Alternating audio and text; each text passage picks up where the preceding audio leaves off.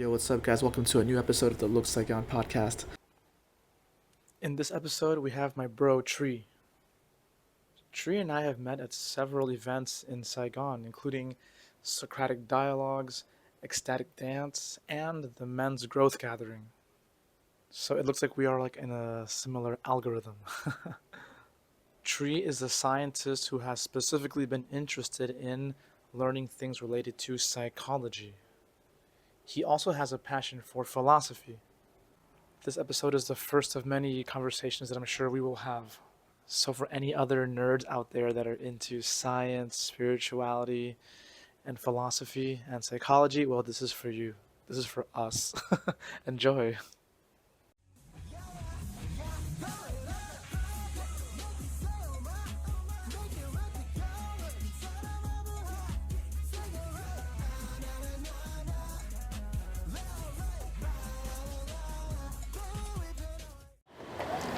Okay, I give you one bonus thing before we begin. Yeah. So, for this kind of scripted content, right?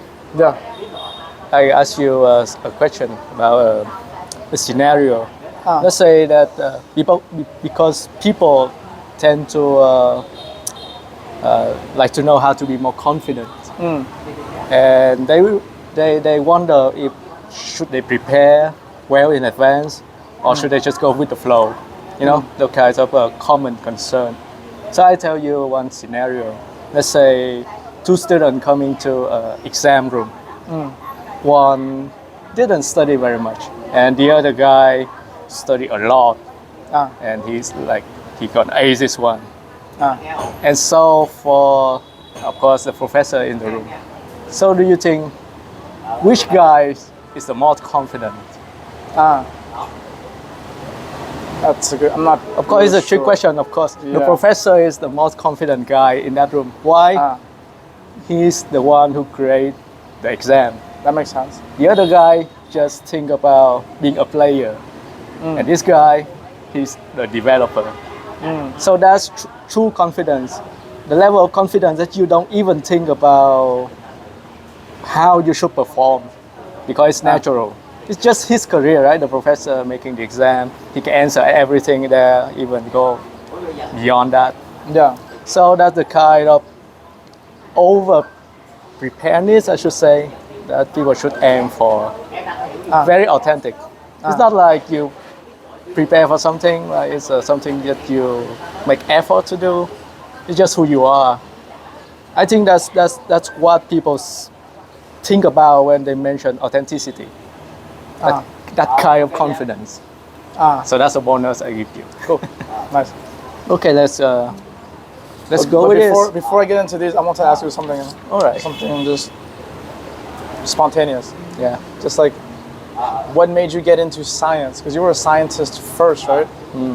Before getting into, or did you like philosophy first?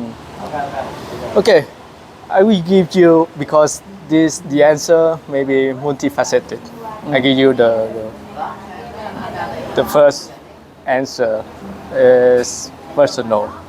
When I was a kid, my parents, they wanted me to be a scientist because they thought being a scientist is one of the most noble career in the world. You know, exploring things for the better of humanity. Were your parents also involved in some kind of science career, or? Both of them are engineers. Okay, cool. However, until I reached a certain point in my scientific career, that me and my parents, we all realized that science is not as noble as we think. At least the modern academic world, not science as a concept. Science is very pure, but modern scientists, the community, you know, there's a lot of impurity in there, to say the least. Yeah, so that's the childhood kind of answer. And the other answer is,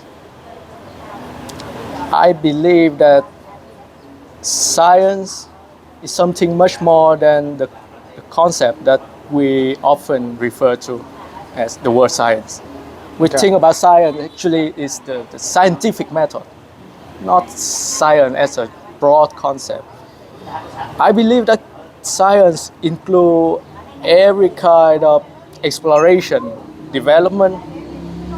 If you're a human and you're curious and you're creative, then you're doing science, regardless of your method and your situation. The scientific method, on the other hand, requires you to be meticulous. It should be reproducible, and it should follow a certain procedure.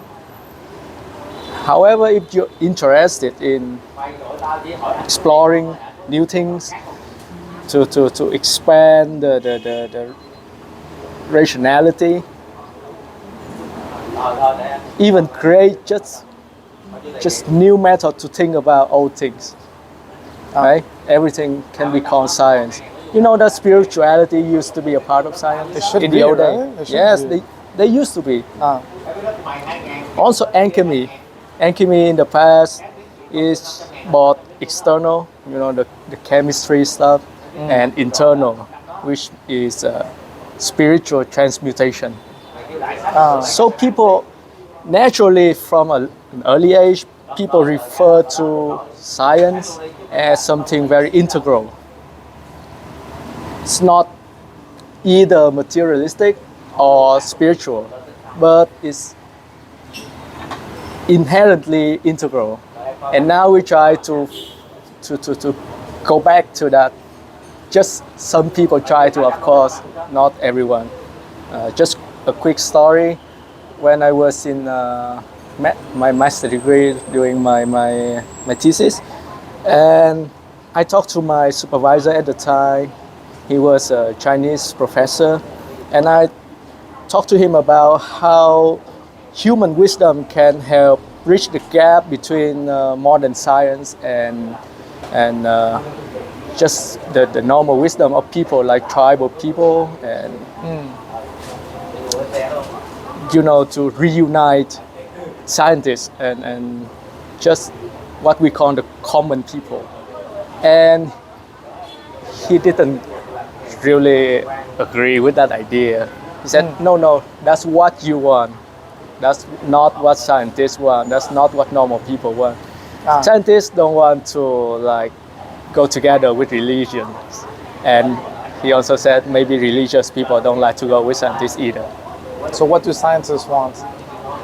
Scientists, they want to, I may be cancelled for saying this, so I won't go deep into it, but they want to be treated as, let's say, noblemen.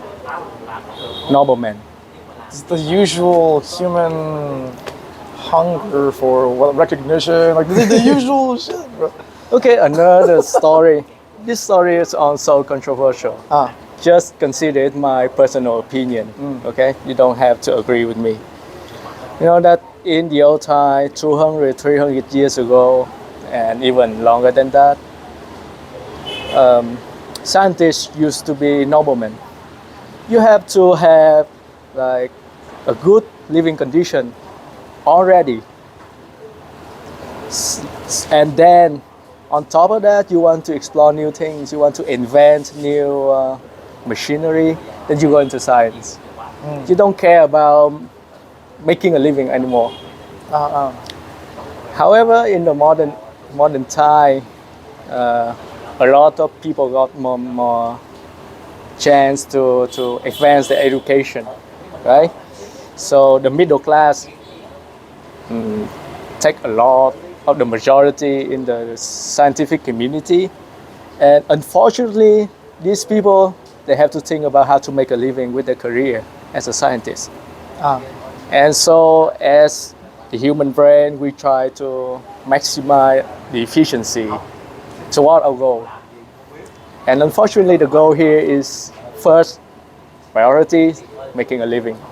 And the second, if already we have a good living condition, then we think about advancing the more like noble purposes of humanity. But first we have to live first. So it's a bit different than in the old days. In the old days, you already have the condition, and you do it because you like to do it. But now is for most people it's a career. It's exchanging time and effort to get money and social power. So, of course, corruption may happen. Yeah. It's not a possibility, it's reality, but I would say it's a possibility not to trigger so many people. Okay. I think even in the spiritual community, like the gurus and stuff, they Yeah, can that's also true. fall into the similar trap. You unhappy? Just buy my course. Yeah, Like yeah. that. Come to my retreat, whatever. Yeah. I'm gonna enlighten you. Yeah. Okay, so what about? Okay, so how about the scientists of the old days? Were they like searching for truth? Is that what science meant for them? Or searching for patterns, or what were they searching for? I think there's always been two aspects in trying to explore and invent things. One is like what you said, the purpose of purity, one to advance humanity, advance knowledge, and the other is just gaining power. For example, even in the old days, people like to invent new weapons so they can be more effective at wars, right? So all kind of purposes, not just for the betterment of people. True. Yeah, I heard that war is something that has helped technology advance so much, right? Yeah. I think even the GPS comes from war. I think, I don't know, I could be wrong. It's a very strong incentive, Yeah. to say the least. Wow. True. Damn, so how did you get into spirituality?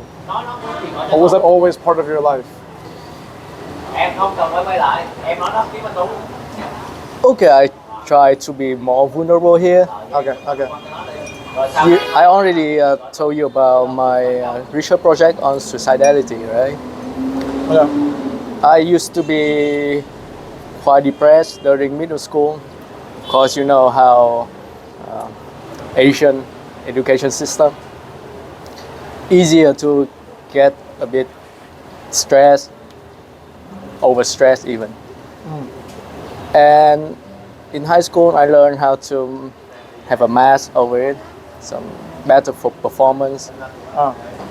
But then when I was in university, reality came hitting back, and at one point I became severely depressed to the point of having suicidal intention.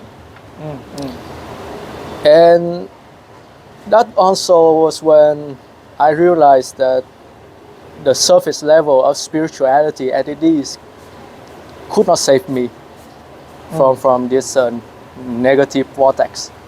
Okay. So I asked myself,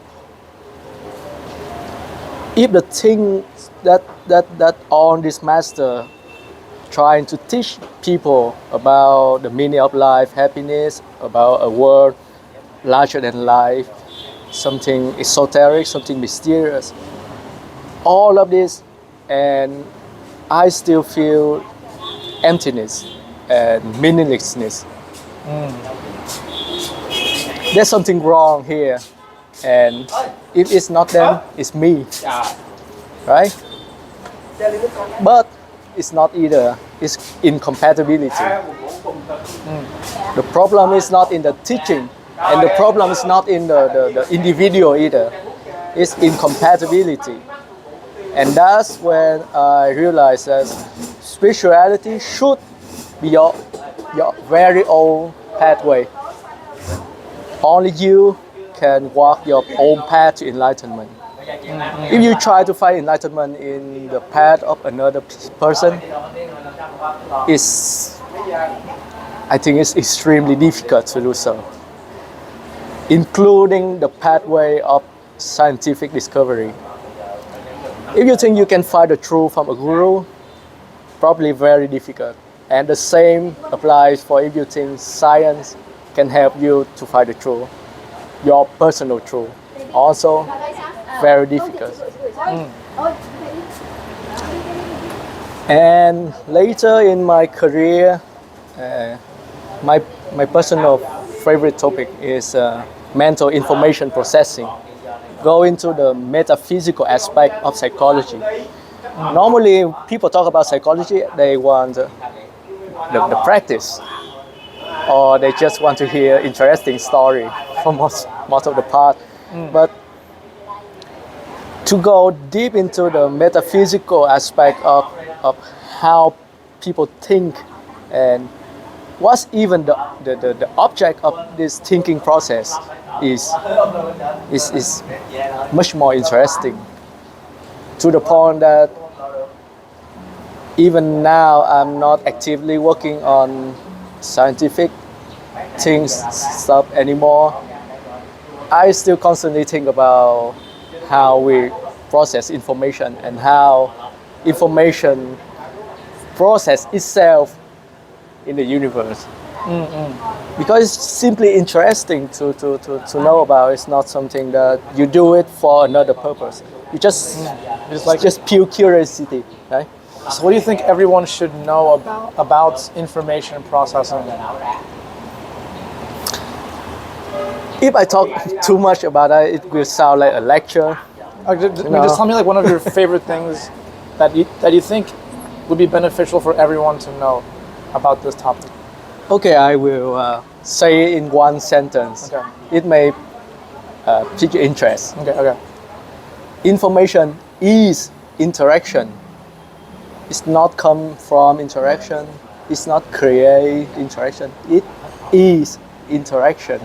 If you're interested about it, I will talk a lot more about it. Maybe later today, after all of the other questions. Information is interaction. Yes. Like something happening and something observing it happening. Information equal interaction. Interaction happen. That in itself means information. You cannot have information standing on a separate system without any kind of interaction. And the interaction itself is observation, and that observation allows it to exist as information. Okay. Like something is happening, then you observe it. You observe what is happening. Now that becomes information. Like this? Not even you. Let's say just two rocks interact. Just other by just sitting on the ground.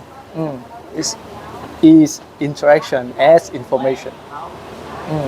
So you know about the famous quote from Descartes, right? I think, therefore I am. I believe, in my personal opinion, it should be like this because language can mess up with how people interpret the meaning of things. Personally, I believe it should be perceiving mean existing. Think about perception. It's not just human perception. You know that even a single cell of a material can perceive its environment. Okay. And even just like a subatom particle can perceive another particle by interacting with it. Cool. So yes, that's perception, and that perception leads to its existence. Cannot separate the two. Cannot say that this exists, then it interacts. The interaction itself is existence. That makes sense, right? Okay. Yeah. That makes sense. Cool. It's my personal theory. I developed it. Cool. Nice. What do you think about ego? Ego. Okay. Also, using my personal theory. It should be your personal. Of course. Yeah. It would be, I think, more interesting because it's not something that you already read somewhere on textbook. It's something totally new because it's something another person created. That's me. So the ego. If you think about how your brain processes information, the ego is a very special, let's say, a node. You know the network in computer science, and you had the ego as the central node. Okay. And when you make judgment, You heard about the advice that you should live your life non-judgmental and you will be happy. Why is this? Let's say about judgment. Judgment is not describing an objective characteristic of something. Like example, for this glass of water, is the water is transparent, for example. So that is an objective characteristic of the water. It's not a judgment. And now you say, I hate how water is wet. And I hate how cold it is. And now that's judgment. Right now, it's your opinion. Because why? Because it's connected to your ego concept, the self as a mental concept. So there's in the process, there's a connection to the node of the self or the ego, and some kind of comparison occurs. And now it's a subjective quality, and we call it judgment. And the problem is that almost all judgment that involve the self should be biased. And do you know why it should be biased? Because the fundamental role of the ego is to protect yourself. So it should be biased toward yourself. If not, you won't prioritize yourself. It's just how the brain works. If you think about yourself and you don't prioritize yourself, maybe you prioritize the glass of water. It's nonsense, right? An organism cannot function like that. To just talk about objective characteristic of everything on an equal manner. But some people do live like that, right? They prioritize even other people more than themselves. They Other do it things more than themselves. because they think it is beneficial in some way. Yeah, for sure. And ultimately, that still have something to do with how they perceive that quality, that value in relation to Right. their self-concept. It will somehow benefit themselves. Yes. True. So everything that's judgmental, which means it involves your ego, but Yeah. it's biased. That's why if you want a peace of mind, you should not be judgmental, because you will be biased toward yourself. That's not necessarily a bad thing. For example, in emergency situation, you will have to protect yourself Yeah. because you are a living organism. Of course, you have to survive first. And so the ego has its very important role. The problem for most people is they use that mechanism of self-preservation into other aspect that should not involve such things. Like you say about narcissistic tendency. Because like now I'm wondering, so like the scientists of today, why are they concerned with becoming more well known or putting their name on some new discovery? Why is that even important to them? Yeah, I'm so familiar with fighting over the authorship on the paper. Like what makes them so interested in that? In recognition? I think deep inside we know why, but I will try to talk about something little bit deeper than Sure. the normal answer. It's a concept of legacy. Legacy. How to pronounce it? Really? Legacy. Legacy, right? People love legacy. You know why? Because our life is impermanent. And so we crave the opposite. We crave something that lasts much, much longer than ourselves. And then for artists, we love the concept of eternity. Yeah, eternity.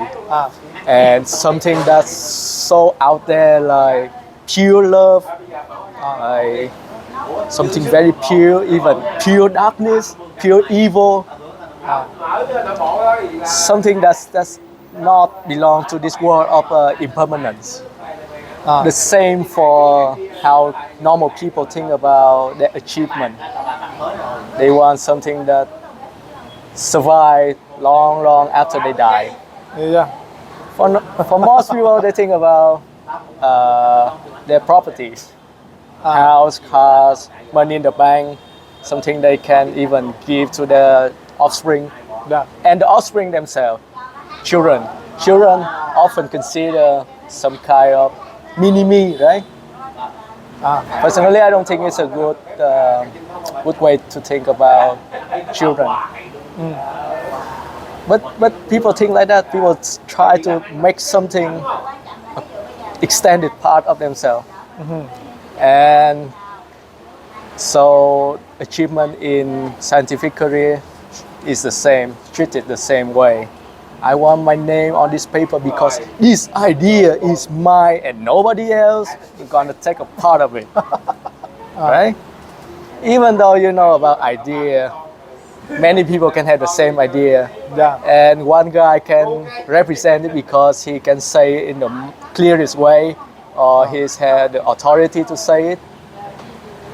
If you think about it, people in the privileged part of the world can publish books to say about sometimes very mundane things that everybody know about, but they have the authority to say it. And if they say it, we praise them. And if you go outside to the street and you find a hobo saying the same thing, you probably discard what he say, even though he say the same thing. Yeah. The hobo doesn't care if his name is on his idea, because nobody care anyway. But those privileged guys care a lot because they know people will judge them for their achievement. It's like the human. Is this like the human? What do you call it? The human experience. It keeps repeating like throughout history. Will humans ever grow out of that? Like it just seems so childish.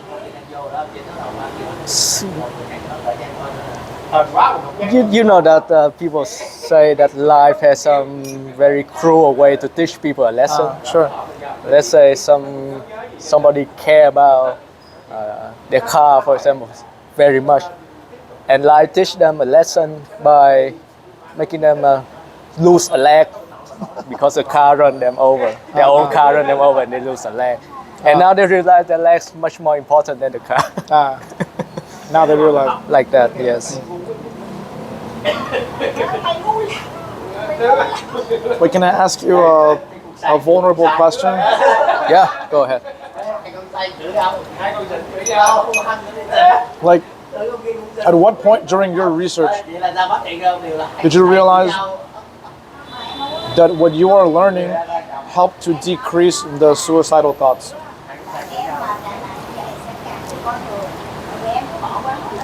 It didn't. My research didn't help me reduce my suicidal thought. My personal journey on spirituality and philosophy helped me, not my career. Okay. So just to make it clear. Okay. So then, what was the insight or things that you learned through spirituality that decreased your suicidal thoughts? If I have to describe it, it should be in two stages, very separate. The first stage is a sense of hatred. Maybe I remember I told you, the group about this. I shared with you already. And this deep hatred toward the state of the world, how humanity is so ridiculous in how we develop ourselves. That deep hatred gave me strength to continue living. Like when you hate something so much, you're so angry, you cannot die. There's some saying about us, right? Too angry to die, something like that. So that was the first stage. And the second stage is when I realized that it's the opposite. This is the saying I like to say. The world can be ugly. We don't have to be. If the world is ugly, just let them be. Who care? We have the choice to be beautiful, even in such a world. And that inner flame is not coming from the outside. Have enough energy to keep you living. It's hard to describe why, because it's not the question of why anymore. You don't ask why I want to live. I used to ask that. Why should I live? Why should I survive? But after such realization, I stopped asking why.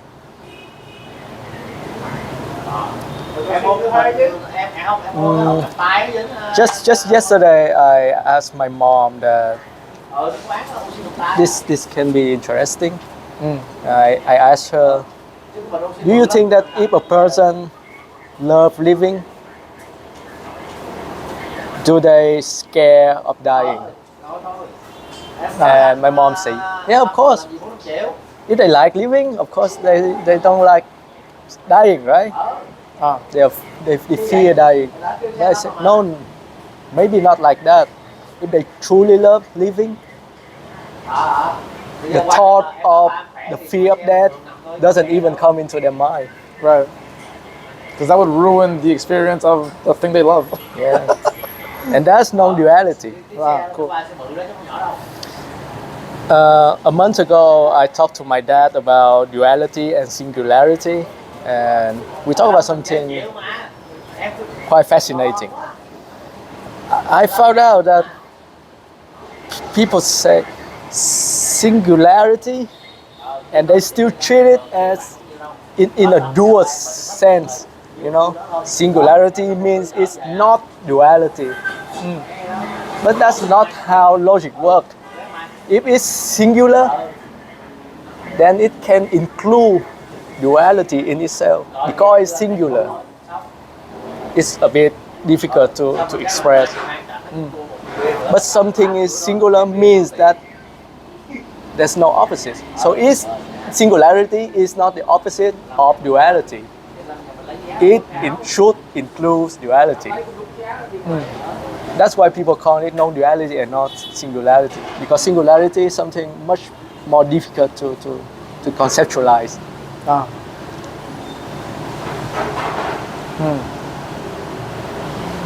Non-duality is like singularity and duality at the same time.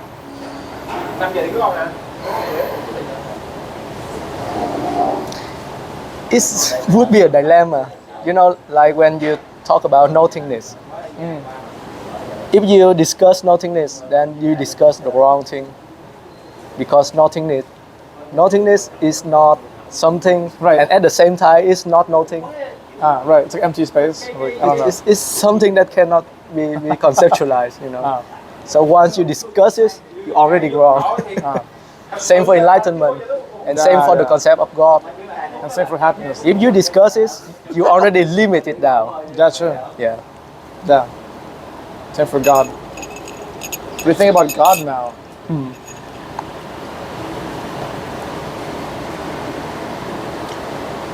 What does the word God make you think about now? I will borrow something that Eckhart Tolle. Okay, cool. So people, that's, you cannot talk about God. You cannot just use vocalization, something so simple, so primitive, to talk about something so great, so grand. Sure. So just don't talk about it. Your brain cannot comprehend it anyway, so why bother? Or what does God mean to you? To me, God is something that is beyond the universe. Something that probably created the universe. And because we cannot directly understand even a bit of God, but we can understand a bit of the universe. which was his product or an expression of such a concept. Ah. What do you think is consciousness? Oh, you asked all the most difficult question, man. I think the same for consciousness. If you stop as a definite answer, then you're already wrong. You should keep asking yourself, what is it? What is it? Ah. There are two schools of thought. One thing that material creates the spirit or consciousness. Like we had the biological body and then the brain function, and it creates something that can be referred to as consciousness. And the other school of thought, they say that consciousness comes first, and then it manifests or it expressed as materialistic world. Ah. For me, those two things, those two concepts are the same, are from the same thing, but this thing cannot be conceived, cannot be understood. And the spirit and the material are the two aspects we can understand of this thing. There may be other aspect of it that we not even know that we don't know about.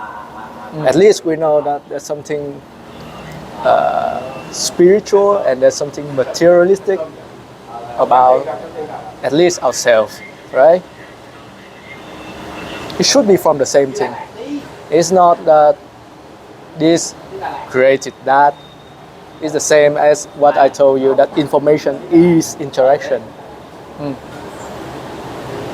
It's the same stuff that we refer to, right? Hard to express it in words. I was talking to a friend yesterday, and we were talking about like what is sound? Sound is vibration, right? And the vibration goes into my ears, and then I experience the sound. But I'm wondering, where am I experiencing that? Where is that happening? Or even the things that I can see right now, like I see you, I see this table, is because what the light reflects from you into my eyes, and then a picture is painted of this. So I'm asking, where is that picture being painted? I guess it means also, where am I right now? You know, ancient Greek philosophy, they talk about quale or qualia, the plural form. This is the mental representation of the thing that you can perceive with your senses. So this qualia is the only thing that you're aware of. You cannot directly be aware of the outside world. You can only be aware of the product of your mind. Yeah. And the sound, the light that you can see, and even the rumbling you can feel with your skin, they're on vibration. And depend on the senses, they are interpreted differently in your brain. And you think they are different senses, but they're not, just vibration at different frequency. Cool. Who knows what else humans don't know about? We don't know what we don't know. Yeah. So that, like, I'm thinking, so am I sitting inside my mind right now? Could be. For a long time, I have a very simple example. Let's say if an infant is born, and then the moment he's born is got a VR set, and it can never have like normal interaction anymore. Live his whole life with the VR set. How can it know that's true or not? It's like the Matrix. Yeah, same. Similarly, in your dream you believe all the thing of the dream, except lucid dreaming. But lucid dreaming is not is a different thing. So your brain create on the rules of your dream world, and it also create the character that you can stay in and have the perspective of that character. Sometimes you can have a third person perspective as well in your dream. Yeah. And the thing is that you believe everything there. And do you know that time also warp within your dream? That must happen. For example, you may experience a story over about 20 minutes, but actually your mind only works for like 3 or 4 minutes. And so time is not flow the same way. Right. It's kind of like when you're tripping on a psychedelic, like time is just different. What the fuck is time anyways? Yeah, time's so weird. It's only for humans. You know, in theoretical physics, they could not really find a concrete thing that called time in the universe, because things can go backward as long as there's a causational relationship. But we never saw that in our normal world. For us human, time only goes with one direction. Probably that's not because of the rule of the world, but the rule of perception. It's like in the dream. Your brain already create the whole things, and then it tell you to experience on a timeline. And then the character experience on that timeline. Game also the same. The assets on there in your hard drive, 100 gigabytes of assets, and then you have this character and you play for an hour. Everything you see there already exists in your hard drive, but you still experience in time, right? Cool. And also you have freedom of choice as well. Think about it. Even though everything already exists, they exist in the form of potentials. So people wonder if life and the whole world are deterministic, or is it up to our action? It could be both. It could be both at the same time. Yeah. So weird. It can be both at the same time. Yeah. It's like your dream. Your own mind create all these things, and your own mind also force the character in there to follow everything. So you're the slave of your own master. Yeah. I do also believe that everything is already predetermined, and we also have free will. Just that the free will that I will gain throughout my life is already determined. So now I'm just watching the movie, and somehow this movie has me talking to you right now. And take a look at these. Oh, I did ask you the other side. Oh, yeah, you mentioned something about Schopenhauer before, right? I don't like this question. We just talked about free will right now. Yeah. Oh, one thing about Schopenhauer, he talk about the will, but a different one is not the will of human. The will that, because I don't know German, maybe in the original text, it has a, I don't know, but maybe this guy used the word the will in his own way. It refers to destiny even. Okay. Yeah. Cool. The will's probably God's Like the will of God, yeah. Yeah. So when Schopenhauer talk about the will, it's not necessarily mean that he talk about your free will. You're not free. You follow the will.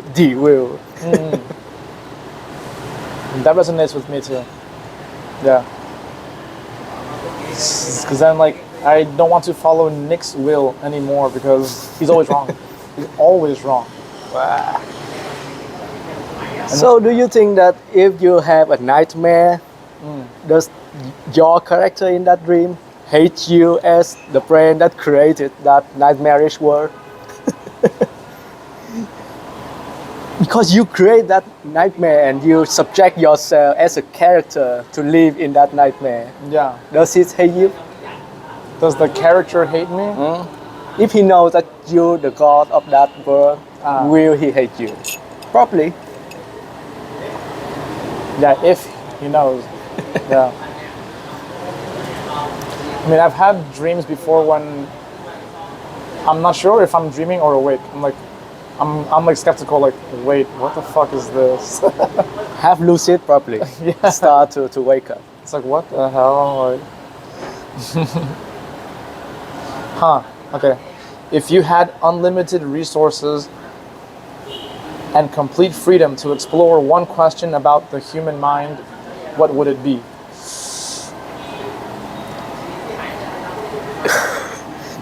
The premise is just too good, right? Everybody would love that. So that's why nobody really thought about it. And that's the problem. If you were totally abundant right now, money is not an issue. What would you explore about the human mind? You know about Mephistopheles? No. The guy who, not the guy, that Mephistopheles was the demon, and I forgot because it's a very ancient German folklore or something. The guy who exchanged his soul to gain knowledge. And this guy is the real scientist because he has no selfish intention. He just want knowledge as it is. The pure scientist. Oh shit. Should I say? And at the end of that story, if I remember correctly, please, if you guys hear me saying, fact check everything because I'm not sure if I remember the details for everything, other thing that I said as well. So at the end of the story, the demon deemed that this guy was so pure. He just want knowledge. He doesn't want anything for himself. So he returned the soul for the guy. Oh, so nice. Very nice. So nice. So I don't think Mephistopheles is even a demon. He seems reasonable, I guess. That's a really nice guy. Okay, back to your question. About the human mind, right? Yeah. What would you explore? Something I call real power. Real health? Okay, let me talk about a bit about the background. For most of us human, we refer to power. It's actually social power. It's not real power. And because inherently human kind of lack in our perception about this real power, we crave it so much that we try to gain social power instead because of that void Yeah. in our heart. Yeah. Think about it. A king or a millionaire, right? Or a very powerful politician. And the virus comes and they still die. Or a tornado comes and they still die. Yeah. They lack true power. So they create a concept like Superman. A man so great, the only weapon against him is a green rock, right? Or Omni-Man. Something that's so ridiculously powerful without any price for it. That's the kind of power that humans subconsciously crave. And because we cannot seem to find a way to get that kind of power, we substitute it with social power. I will demand other people respect because I don't have that respect within me as a real thing. And I will try to manipulate other people because I don't have telekinesis, for example. I cannot manipulate this class, so I have to have some other people take the class for me and I pay them money. That kind of social power. You know what I mean? And so many people is stuck in this I want to say is delusion of power. They crave something that's not even actual power, but just a game, social game, to gain validation of other people, to gain respect of other people, everything from other people. It's not the real thing. So they might constantly think about social power, social interaction, social connection. Their ego is always in relation to other humans. So their mind is not free. If the mind focus on real power and focus on that as the desire, it's still a desire, it's still not pure, but at least it's not as bad as craving for social power. And thus, I believe it's a practical step to gain more freedom of the mind. It's very difficult to grasp the meaning of enlightenment, let alone making step-by-step procedure to reach enlightenment. But at least we can have a better direction, excuse me, to at least release ourselves from the biggest obstacle, which is the delusion about power. Power, huh? Do you think someone like Eckhart Tolle is looking for real power? If someone, this is only my speculation, if someone is already enlightened and have mysterious, esoteric power, very powerful being, they may choose to be a normal human. You never know if they are superhuman. Because they may think if they use their power irresponsibly, they will badly affect other people, and they choose not to do that. You know, the famous thing about the Buddha is that he is very strict toward his disciple. Never use your magical power in the real world, especially in front of other people. If you have it, keep it for yourself. Don't exploit it. Just live the human experience. We don't know why, because we haven't reached that stage yet. Probably if we are enlightened, we will understand why those people choose not to rely on their superpower, even though they have it. Or they use it in a different dimension and we'll never know that exists, right? My favorite philosopher, Krishnamurti, he would mention like, yeah, it's better to not use those powers because it just feeds your ego again. Yeah. It feeds the I, or he'll say like, it's your false self. So just don't use them. But Jesus used them. Jesus is a very cool teacher in a sense that he also teach people that they can use the power within themselves, Christ within themselves, God within themselves. Yeah, he teach you that you can connect to the heaven within yourself. You don't have to go outside to the external world to find it. You can find the truth within yourself. But I think most Christians haven't gotten that message. Well, at least they going on the right path. I think religion are beneficial to some degree. They may not be the ultimate answer, but at least they help people to realize which should be the right path for them. Let's not go too deep into that. Into religion? Yes. No. Oh, really? Wow, why? It can trigger some people. That's okay. Yeah. That's okay. My family, I guess my family is Catholic, but I stopped following it since I was maybe like 11 years old or something. But my family made me go to Sunday school.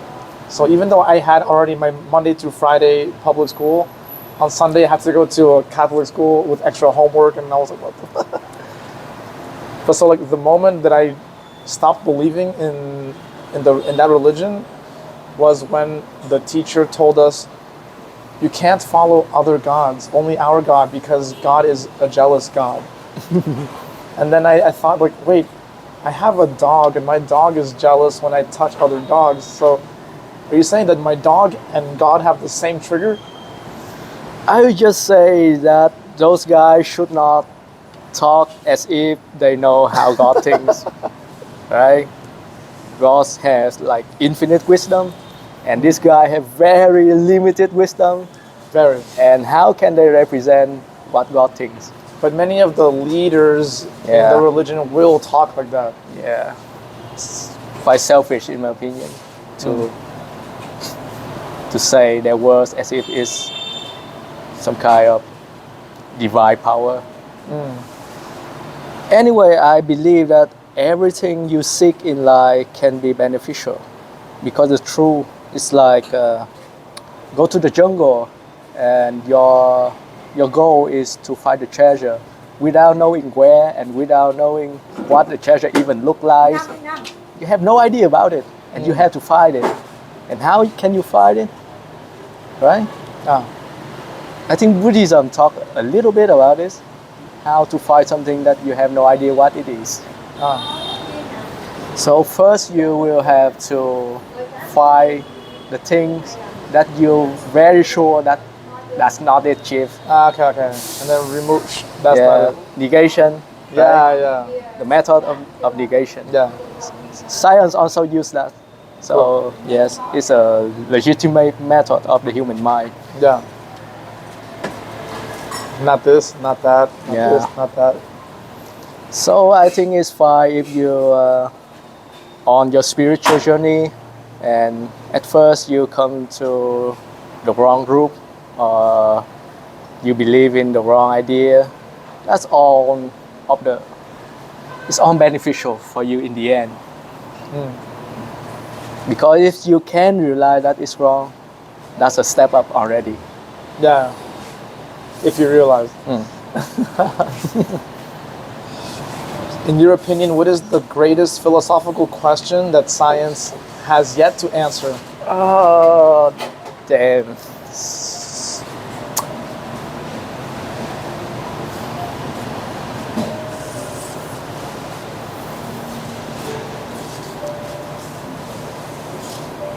I guess the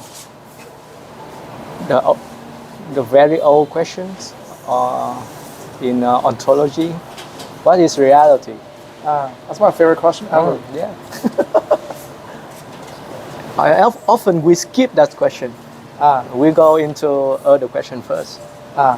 Because this question is just seem impossible to answer. I just love to try to answer it. What is actual reality? I think the attempt to answer it, if you get some insights, it could be beneficial for mental health. And for some people, they believe that it should not be the question you focus on in the first place. Like you go to a video game, you play the video game, you don't stop to ask what's real. You just focus on playing the damn game. Just what if someone's interpretation of reality is causing them pain? My brutal answer is that it's their fault. Because every person can choose their perception. Just choose something that you want. Why choose something that make you suffer? Why choose it? Just what if choose the other? Just what if they haven't realized that yet? Then it's their fault. Then I wonder. Then I just want to find a way how to help someone realize that. that they have a choice on how to interpret reality. Here I will have to borrow another sentence from Eckhart Tolle. He said, suffering is necessary until you realize it is not. So I mean, that means something to you and me, but for that person who is still necessary. lost in it, So they still have to suffer until they realize, wow, I can choose not to suffer. Just hopefully they realize it. Yeah. And it's a shame because most of us, including me, we have to learn the best lesson the hard way. Right? Me too. I don't know if there's another way. Probably there is, but just very difficult not to experience a great deal of pain before you realize you can choose the other way. It's just your choice, just your action and decision. It's not because of the circumstances. Then it goes back to one of my favorite questions again. Like, okay, so if I can choose how to interpret reality, who am I?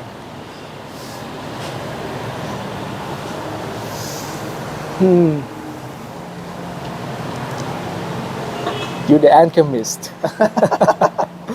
You can transmute almost anything you want, as long as you want to do so. As long as you want to do so. It's very important. A lot of people get stuck because they don't want to change. But they don't admit it.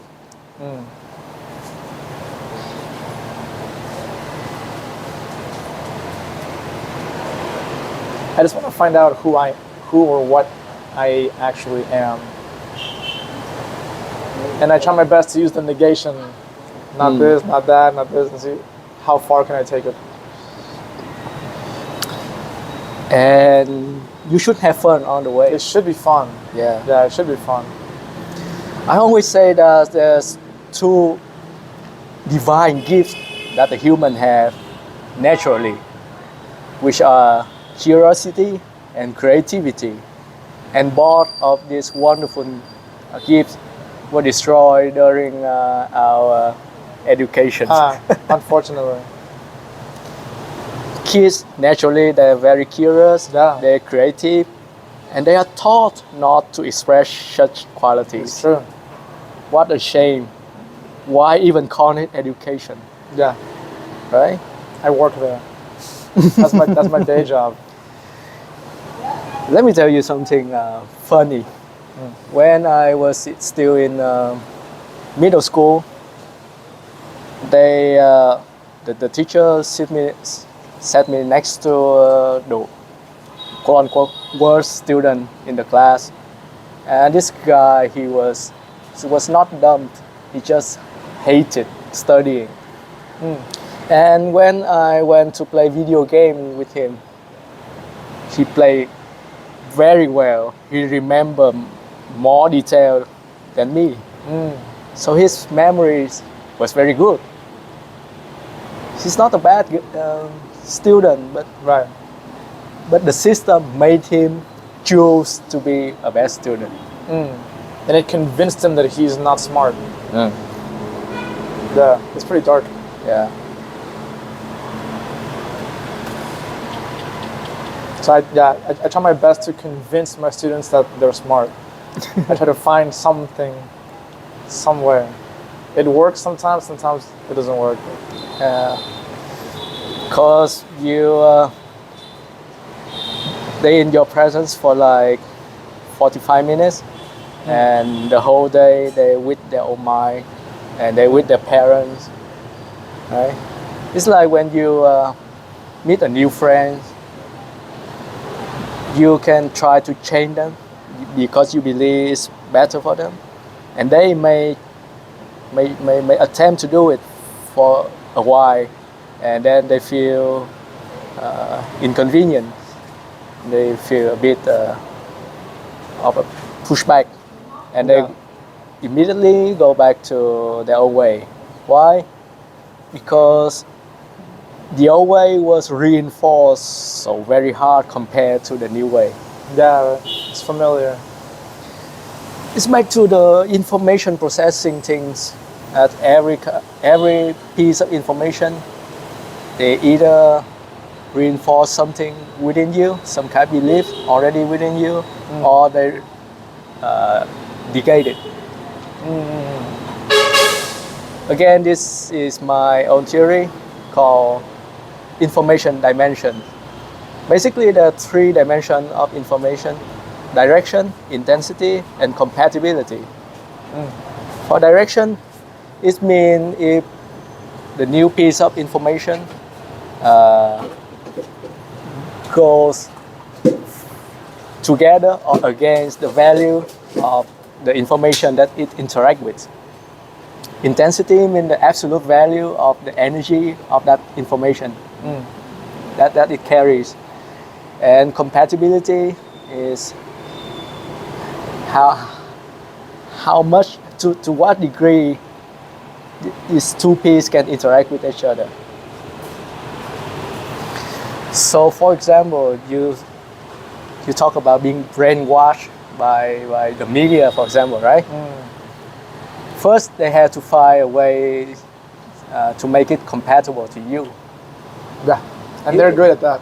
Yeah. They're very skilled at that. For example, if they want to convince the new generation, they may use some kind of memes or brain rot language. Yeah, skibbity. Yeah, like that. My So it's favorite. more compatible and it's easier for the brain to not filter it out. True. And then it resonates. the next one is intensity. Repeating something is one of the very common ways to increase intensity. And also other tricks like being very loud or colorful, stuff like that. Yeah, true. And the last one, the most complex one, is direction. In which direction you want to affect the existing value inside the victim's mind? Is against or is it supporting? So if you think about these 3 dimensions and min-maxing them, you can find the best way to convince another person. And some people are really good at it. Right. Manipulator. Yeah. I love to see when they try it on me, because then I can see how they are trying to trigger a specific emotion. Okay, thanks. Oh, you want it right now? Okay.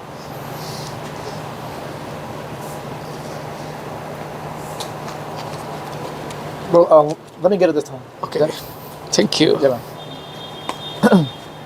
They call it? Oh. Okay, let's continue Cool. with the series of questions. What's funny is that we answered some of these already when we had our That's cool, our normal yeah. conversation, which is cool because when I asked ChatGPT to make these, I specifically said create powerful questions to ask someone who is a scientist that likes psychology and philosophy, and it created these, and then we actually just talked about them Wow. just spontaneously. So now ChatGPT has the capability to do telepathy or predict the future. Like powerful questions actually can have pretty powerful results.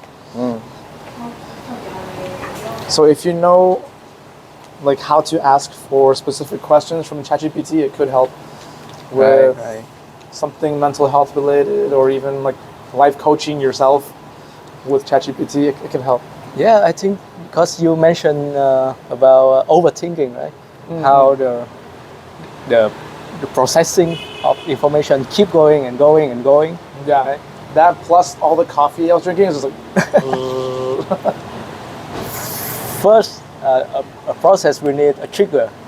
Something to trigger this overworking of the process. And then for the sake of your mental health, you will need a conclusion. That's what I tried to tell you last time. You will need some kind of feedback in the form of validation for this process to stop.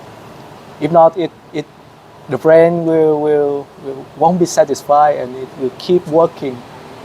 And how can you get this validating feedback? First is from other people, is the common way. This is my problem. Maybe you can relate to it somehow. When you talk to a person that is pretty passive, they don't talk much and they don't react much to what you say, it will even trigger even more your overthinking mind. Good. Yeah, good. Right? Yeah. You know, right? That's because of this lack of validation. Your mind think that it hasn't worked enough because it couldn't get the conclusion from the other party. And so the second method is to give it to yourself. Give yourself a conclusion. This is the method that my dad taught me Cool. to stop the overthinking. Nice. Just conclude it every way you want. Even conclude it something like, yeah, I just go to sleep. That's my conclusion. I don't care if it's not finished. I just decide that's the conclusion. But if it doesn't satisfy you, you have to try some way to quote unquote trick it. So how to trick your mind that it done a good job? Make some tangible result from it.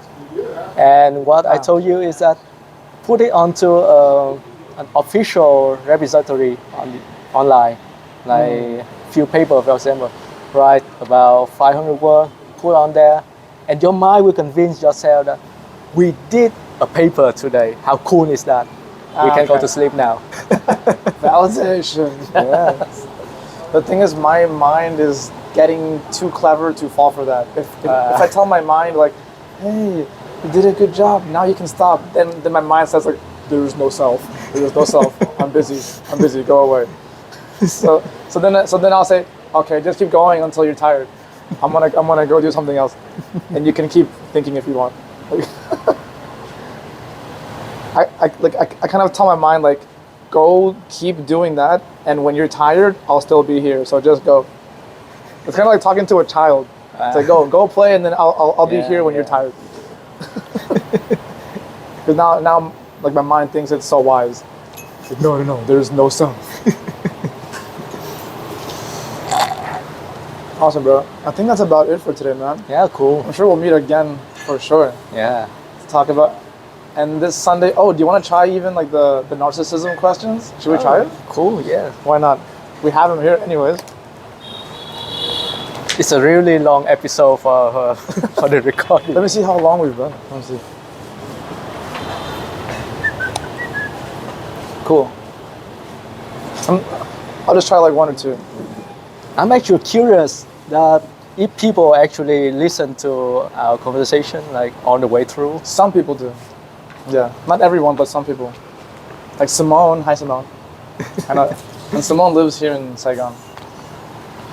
Okay, so we have a bunch of questions about self-love versus narcissism. I think there's like a thin line, right? Yes. There's similarities and there's like a very thin line. I thought a little bit about that, and I think that one of the obvious question is how to distinguish between these two. Right? Yeah, right, Of course. right, exactly. That's the first question anyways. What is the difference between self-love and narcissism? In my opinion, it should be like this. If you love yourself, you want it to evolve. And by evolving, it may have to struggle along the way. But if you are narcissistic, you will spoil yourself instead. No struggling. So it's like treating a child. You want your child to develop fully, or you want your child to just have pleasure. Narcissism is giving full pleasure for yourself, while self-love is to give evolution to yourself. I believe that's the general answer to this. Of course, a lot of Right. Like, I have one friend that he'll say, my motivation to develop myself is to look down on people. So is that self-love or narcissism? Probably narcissistic. But why?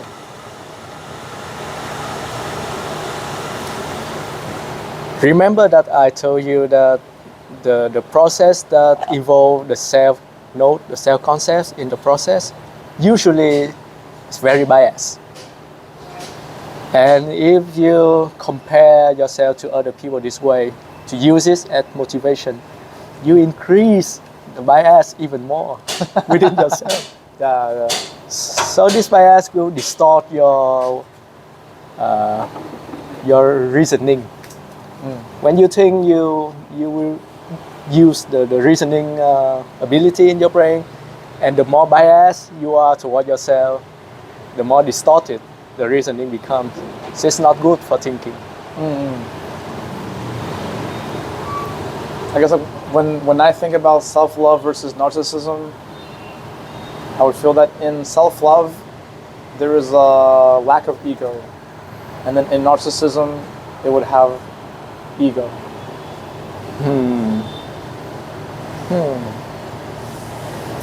Maybe self-love is like standing aside and love the ego, accept the ego as well. And narcissism is standing as the perspective as the ego.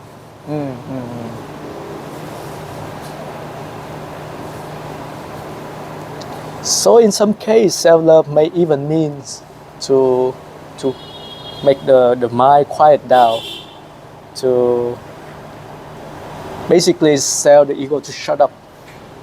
But in a loving way. In a loving Yes, in a loving way. Yeah. And in the narcissist pathway is to make other people's voice to shut up, Yeah. not Fuck you. all of you. Yeah. I'm the special one. Yeah. You can also feel special while being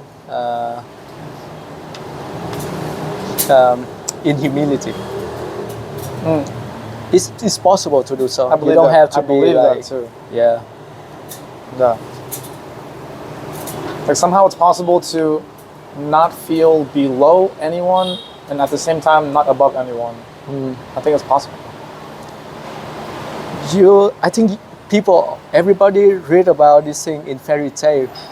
The hero, the characteristic that make them heroes is that they know that they have power, but they also know that it's their job to use this power for other people.